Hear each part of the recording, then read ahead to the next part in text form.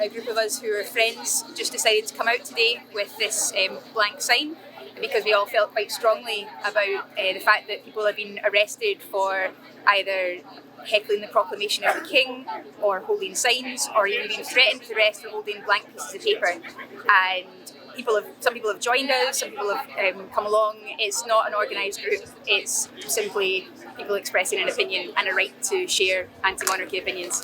It's been interesting.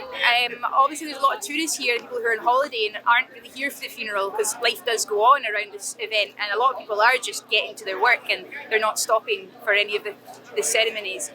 And so a lot of those people have said, good on you. A lot of people have said this is really disrespectful, even though that our signs are blank.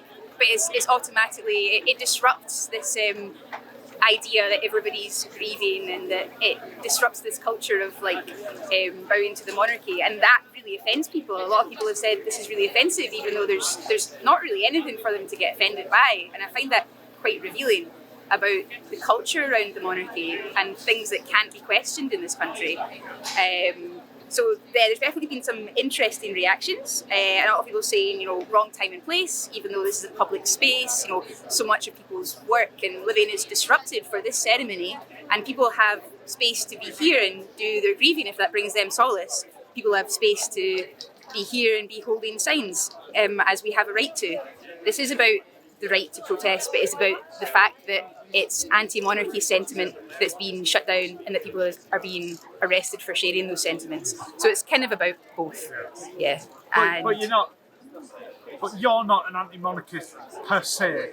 I think it's this time is the perfect time to say that we shouldn't have an unelected head of state. This is the perfect time to say who elected him, which is what happened. Someone was arrested for shouting who elected him, the proclamation of Charles.